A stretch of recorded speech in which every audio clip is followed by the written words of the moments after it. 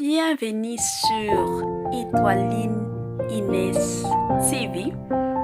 Si vous êtes encore nouveau ou nouvelle sur notre chaîne, n'hésitez pas de vous abonner massivement, aimer nos vidéos, commenter et partager. Chez Étoiline Inès TV, c'est la qualité, la différence et la vérité.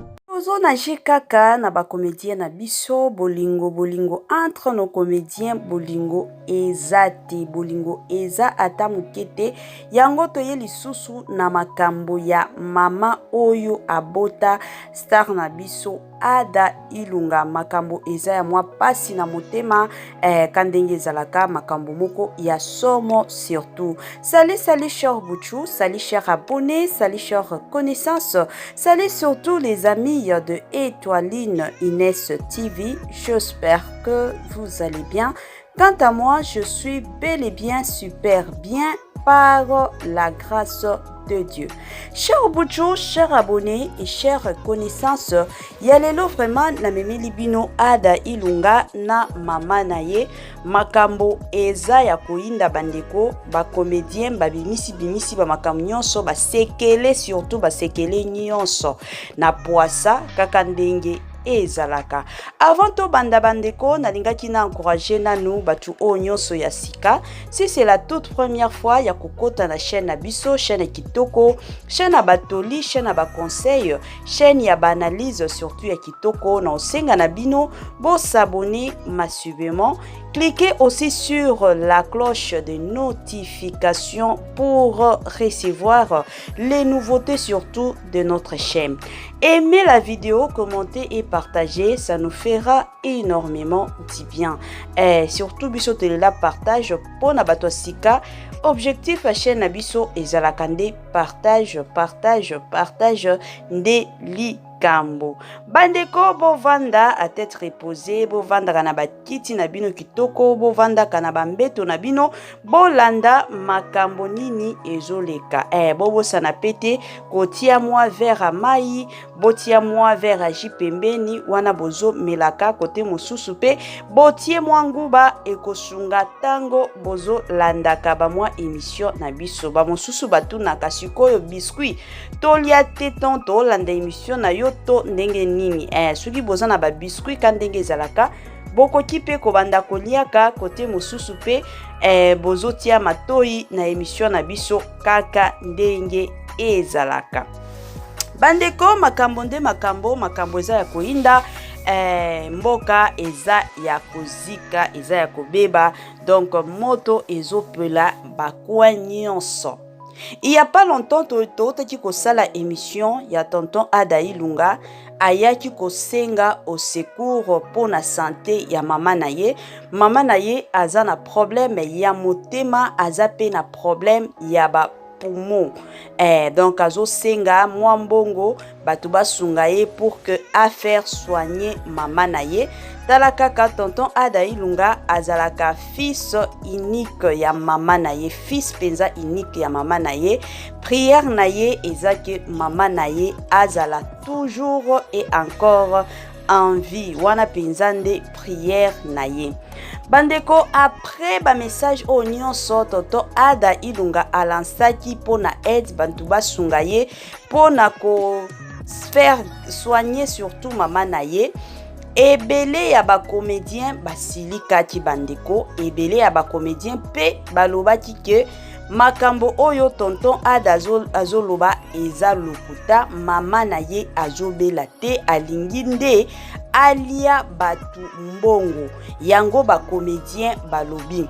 Ba mosusu kutu bakendaki ti epa ya mama Olive koyebisa mama Olive ke asunga Ada Ilunga te mama na ye azobela te. Selon ba information ba pesibiso parce que y a pas longtemps kaka lelo tonton Ada Ilunga auti ko sala émission moko donc na ba interview na ye bimisi pe ba mwa makambo mosusu. Bandeko sikoyo eloko pe oyo ezokamwisa lelo batu lelo bakomi pe ko critiquer tonton Ilunga totia nani ba comédien à part batu mosusu ba fan ya tonton Ada Ilunga bakomi ko critiquer tonton Ada. Pourquoi? Parce que amemaki vidéo ya mama na ye, donc atiki bato ba filmer mama na ye pour que ye aya kosenga na ba réseaux sociaux aide. Vidéo penza ya mama na ye na minute oyo ezoleka ba filma mama na ye ndenge azoyoka na ye bien te, ba ye ko filmer ye pour que ye tonton Ada alingaki vraiment approuver comme ba comédien balobaki que non mama na ye azobela te, yango bazwaki mama na ye vidéo pour que aya ko prouver que mama na ye aza malade, mama na ye azobela. Sikoyo ba fan ebele basiliki makasi. Putu batu mosusu bapesi exemple balobi star mosusu Sam ajouaka mingi epai ya tonton Bobo Manoka le président, à qui d'ailleurs nous saluons en passant. Balobi ke mama na ye pe abelaki makasi. Mama na ye akota ba hôpital na ba hôpital, mais ba mona Sam wana te koya kosenga au secours na ba chaîne to na ba télévision asenga au secours te, mais ba comédien ba souteniraki ye ba assistaki ye na mwa muke malheureusement mama na ye akufaki. Sikoyo pourquoi ye ya Ada Ilunga akoki komema tina mama na ye na ba réseaux sociaux? Ye moko kutu les comédiens, notre star, ba finga kaye pas possible. Que dire mama na ye? Akende penza kozwa vidéo ya mama na ye atiki bazo filmer na mama na ye pour que aya komema makambo wana na ba réseaux sociaux. Est-ce que esale maka wana question bandeko nga pe na tuni bino kandenge zalaka? Parce que awa to ya ko sala analyse nanga na bino to sala biso nyonso analyse. En tout cas analyse na bino to ba réponse na bino to ba suggestion na bino bandeko botika ngo na ba commentaire et kosunga mingi makasi. Dans la vie eloko mosusu oyo photo yebaka ba prouvaka mutu te bandeko. Soki olingi o prouver mutu c'est que oyebi makambo ozo sala. Soki réellement mama ya Ada Ilunga azobela, je ne vois pas selon moi le pourquoi koki koya na ba vidéo ya mama na ye aya ko exposer na ba réseaux sociaux. Et loko oyo pe oyo toyebi ke tonton Ada azalaka chrétien asambelaka mingi. Il y a pas longtemps d'ailleurs tout le monde a ba vidéo na ye azo sambela. Ba vidéo na ezaki mwa kili na ba réseaux sociaux lekaki on sambela. Sikoyo soki oyebiki oza mwana nzambe akosaka te, parce que soki ozokosa conscience na yo et ozala pe tranquille te place nyonso okende. Soki ayebiki na okosa te mama nanga azobela, ata soki batu bazondimela yo, mais yo moko na motema na yo na conscience pe na yo oyebiki no mama nanga azobela. Donc, oza na besoin te que oya ozo vidéo ya mama na yo pour que obimisango na ba réseaux sociaux batu nyonso bandima. Siko na minute oyo komi kutu somo ebele ya batu bazolobaki na komona mama na ye na vidéo mama na ye azobela te, eza kaka âge eza menacé oyo, surtout mama na biso star na biso kitoko mama ebakata alobaka. Âge eza nde menacé. Donc ezaka ki mukolo ya mama na ye na kotala ye selon batu ba oloba bandeko. Selon batu ba oloba ke ezande âge si epusana yango bomona mena kotala mama na ye aza mutu oyo azobela te. Selon batu o ba oloba bandeko. En tout cas eza ya mwa pasi. Eza pasi soki lelo ba comédien mususu ba komi kobimisa ba secret. Ba komi koloba ke non Ada Ilunga alingi nde alia batu mbongo na nzela na canal surtout ya mama na ye. To ebite parce que batu oyo bakuta na ka mingi na tonton Ada eza nde ba comédien. Biso te. Biso tokutana na bango te. Mais batu oyo bakuta na ka chaque jour pamba ezalaka bango moko ba comédien na ba comédien.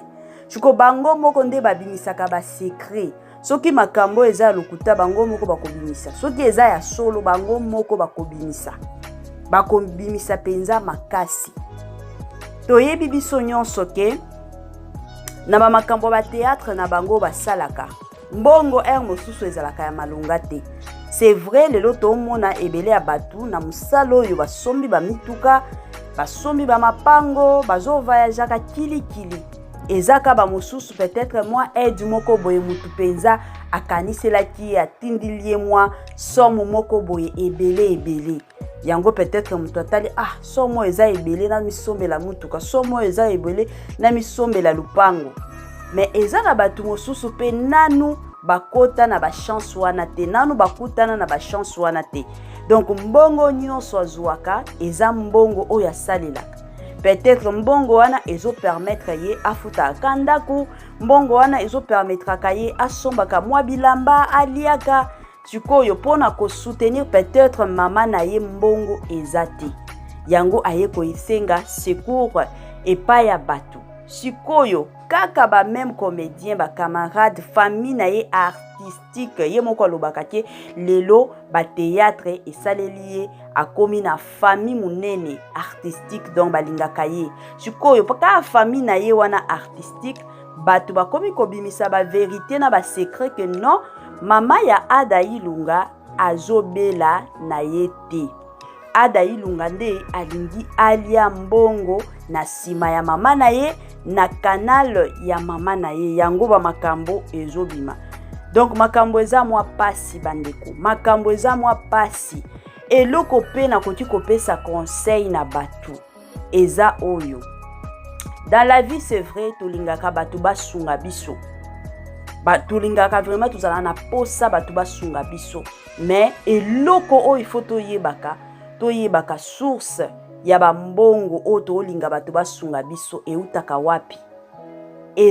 wapi parce que lelo ebele ya batu basimba bakisi omona batu mosusu azolinga asunga yo mais famille na ye ezopase ba moment difficile toyebaka te bambongo ebimaka wapi alors tozala keba soki tozosengaka aide batu basunga biso lelo na communauté na biso ekomi mwa kilikili ebele ya batu balingaka soki amoni ata na ba Facebook omona soki amoni ka mutu akomi peut-être kaza na Europe omona mutu wana lingi bazala ba camarade na mutu wana soki bakomi ka ba camarade mbala moko akomi bobanda ko poster na ba statut akomi kolobela ye makambo malamu pour que mutu wana kanisa mutu alinganga mingi fin du mois boye na tiela yata moi quelque chose est-ce que boye bakaba mbongo wana eutaka wapi toyebaka te alors bandeko tozala keba donc tosengaka lisungi tozalaka keba makasi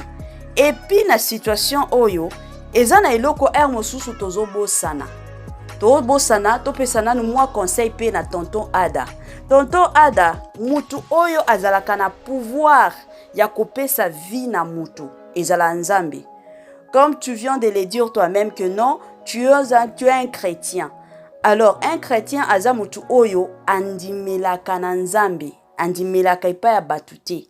Mutu oyo azalaka na pouvoir na ba capacité nyonso ya kopesa mutu pema ezalaka nde nzambe. Soki lelo nzambe a décidé que non, on ne le souhaite pas. Na zwa molimo ya mama kendo pema, ye moko nzambe.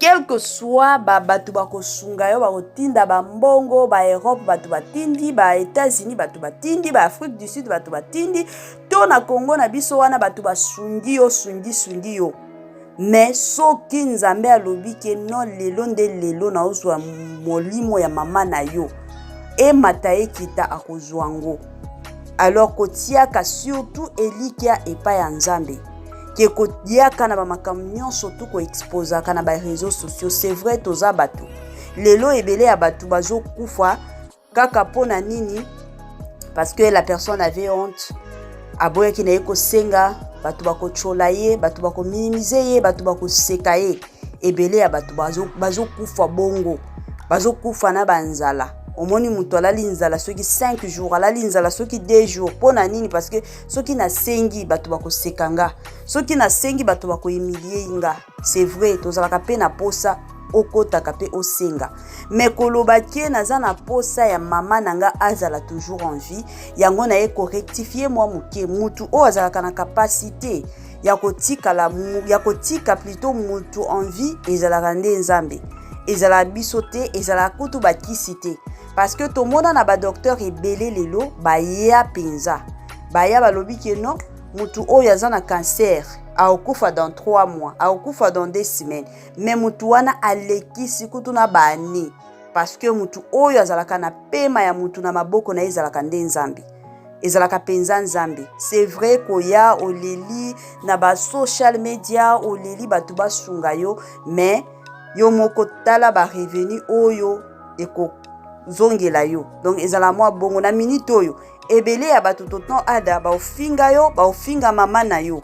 Wana déjà il faut les biloko oyo penza il faut oyeba parce que o exposer vie ya mama na yo na ba réseaux sociaux, o exposer yo moko parce que toyeba kake mobali mingi alelaka na ete me basi de bazalaka na makambo ya bilela lela balobaka mobali surtout pona mama na yo, santé ya mama na yo, kolia to kolata ya mama na yo, yo mobali il faut obundaka soki si il faut okota banyongo okota yango batu balobaka.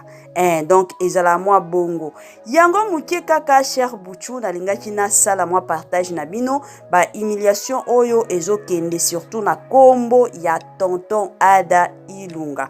Botie la biso ba commentaire ba suggestion na bino oyo bozokanisa na situation oyo. Est-ce que tonton Ada Ilunga asalaki bien komema mama na ye na ba réseaux sociaux po na ko confirmer batuke mama na ye c'est sûr azobela to asalaki mabe. Wana penza nde mwa question na biso oyo to na bino cher internaute. En tout cas tokomi na suka ya épisode na biso ya lelo bandeko. Kandenge boyebi, kandenge tomesana, to sala mwa partage et sunga pe batu mosusu ba oyo ba yebi situation oyo te bo partager les bango comme ça bango pe bazala à la une surtout. Bye bye la famille et à la prochaine.